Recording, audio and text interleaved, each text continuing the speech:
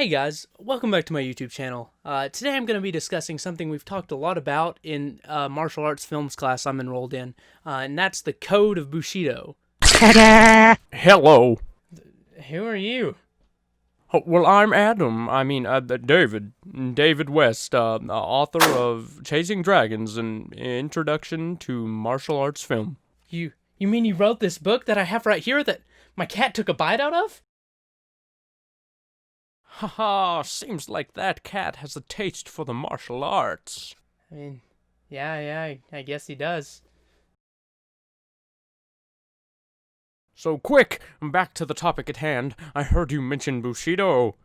Yeah, I'm actually recording a video project about it, like right now. Brilliant. Now, what exactly are you planning to discuss in this project? Now, I'm actually going to compare two films that have a pretty negative view of the Code of Bushido. Well, what films? The first one is Harakiri, or Seppuku in Japan, that was released in 1962. Ooh, I know that one. The second one is The Cruel Tale of Bushido, that was only released a year later in 1963. That one's not in my book. Chasing Dragons, an introduction to martial arts film. And that's kind of why I picked it. Tell me more. Well, I guess first we need to start with what the Code of Bushido actually is. Haha, I'll take this, friend. On page 6 of my book, I define Bushido as the code of conduct that governed the lives of the samurai. Bushido can be viewed in martial arts cinema as a sort of moral compass, or the guiding reasoning to why the samurai do what they do. The practice of Bushido requires a samurai to be loyal and brave, however it sometimes can be a little extreme. Well, thanks, David. Yeah, like he said, the Code of Bushido can sometimes be a little bit extreme. Take, for example, this scene in Harakiri, where this guy slices himself open with his own sword. Why? Because the Aya clan wanted to make an example of him. I knew that. That's in my book on page 40. Yeah, I mean, you're right about that, and he couldn't not do it, you know, because it wouldn't be honorable.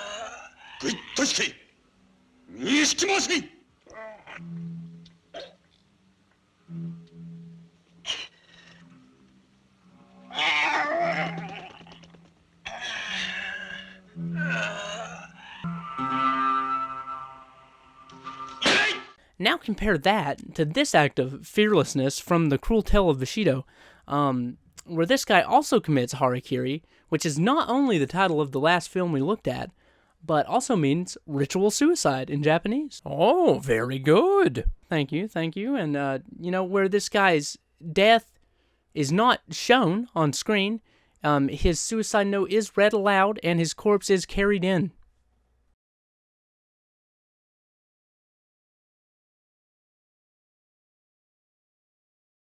So, according to these two films, the act of suicide is fairly common for these samurai. Yes, in Harakiri, Master Sato even claims that the forcing Chijawa to kill himself was part of the proud tradition of Bushido, and that even his own men refused to live up to the standard that Chijawa has now set. I guess the way of the samurai really is found in death, whether it's at one's own hands or someone else's. Exactly. Like, where the guy in the cruel code of Bushido died to help out his master, Chichiwa was forced. So one act is viewed as noble, while another is viewed as, being forced to kill yourself. See, the thing with Harakiri's director, Kobayashi, is he wanted the film to depict the effects of Bushido on Shichiwa's family. This is why all of the rituals and the daily lives of the samurai are put on full display in these films. Yeah, and I think that idea of showing the samurai's daily lives and the effects of Bushido on the family really, kind of transcends that. I think it goes a bit further in the Cruel Code of Bushido. And how is that, Jarrett? My name's Jared with a D. And, because it doesn't just show like one generation of samurai, it shows like a lot, like seven generations. Gasp! I know. And they all lead back to suicide. Gasp! Like the opening scene. It takes place in the time period the film was released in and shows a woman being driven off in an ambulance after she tried to kill herself. Her fiancé, who comes to her side at the hospital, soon discovers his family's history. Samurai warriors, they were. And they had a terrible history of committing suicide at the will of the code.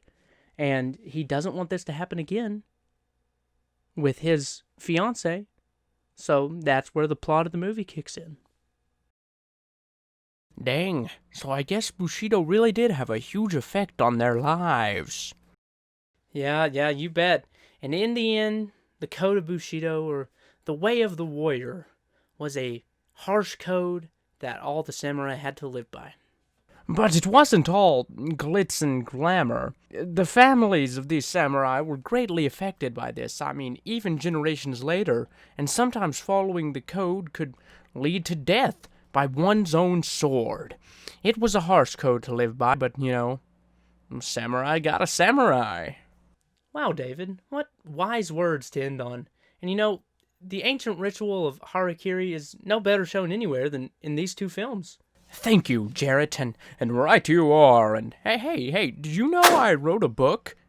I know you wrote a book, and, speaking of that, it kind of feels like you're only here as a clever way for me to cite your book without actually citing your book. Am I correct? Probably. I'm gonna be honest, I just kind of pop up wherever Bushido was mentioned. Okay.